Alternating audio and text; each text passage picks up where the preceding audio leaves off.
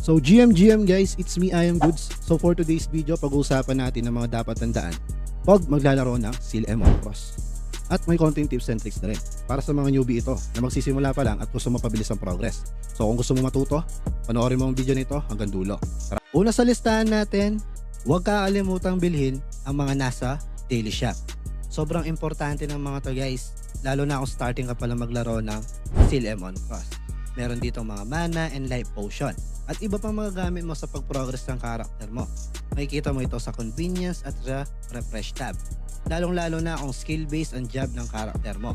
Sobrang useful na mga to. Kaya wag nyo kakalimutan bilhin araw-araw yan. Next naman natin na huwag kakalimutan ay ang pagsabayin ang main quest at request board. Kadalasan ng mga quest sa request board is malapit lang sa main quest spot. Magandang pagsabayin ito.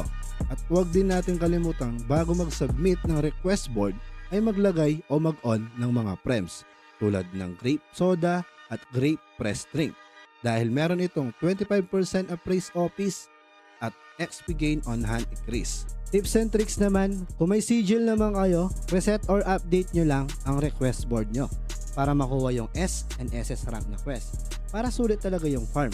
Yung A, B, C, D is nakadepende na sa inyo yan. Pero sobrang baba lang magbigay ng XP niyan guys. And take note, hindi lang 30 times makakapag-request board. Pwede nyo gamitin yung winter special coupon nyo para i-refill hanggang 99 times yung request points nyo. Para tuloy-tuloy ang progress ng character mo. At next naman natin, ugaliin ubusin ang ticket or entries sa mga dungeon. Sobrang importante nito para mapabilis ang progress ng character mo. So ang unang dungeon, equip dungeon. Ang mga box na nakukuha dito ay pwedeng pang collection for extra stats o dismantle para pang upgrade ng mga gears. Pangalawa, sigil dungeon. Dito naman ay makakuha ka ng good amount of sigil. Ang pangatlo naman, winter dungeon na nagbibigay ng skill fragment at mga coupon. Ang tatlong dungeon na ito ay nagbibigay din ng XP. And take note, kung gagamitan nyo ng mga hourglass yung mga yan is nakadepende na sa inyo. Pero ako personally, di ko siya ginagamit. Ginagamit ko lang ang hourglass pag late na ako mag-grind or maaabutan na ako ng reset. Isa rin sa mga tips natin yan.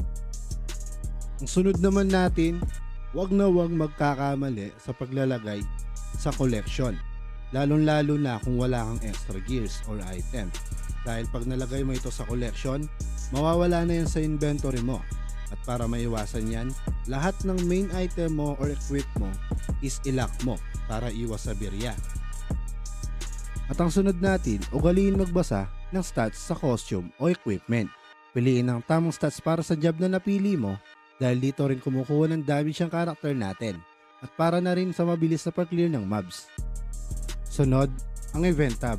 Ugaliin din laging silipin at tapusin ang mga nasa event tab tulad ng Rascal Rabbit Marble. Sayang din ang mga frames dyan, makakatulong sa pag-progress o pagpalakas ng ating character. Next naman natin, daily mission.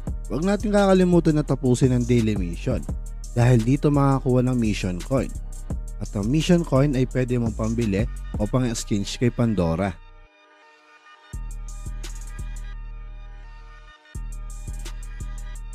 Next naman natin, daily mission sa Shields Pass. Huwag kalimutang tapusin itong daily mission sa Shield Pass dahil dito nakakuha ng Shields points para sa Shields ranking. At ang last, Field Boss. Sa Field Boss naman nagmamatter ang lahat, lalo na kung gusto mo maka-earn dito sa Seal M on Cross. Kailangan mo maging active sa mga ito. Ito ang pinakamalaga dahil dito nakakuha ang pinakamalaking Shields points para sa Shields ranking.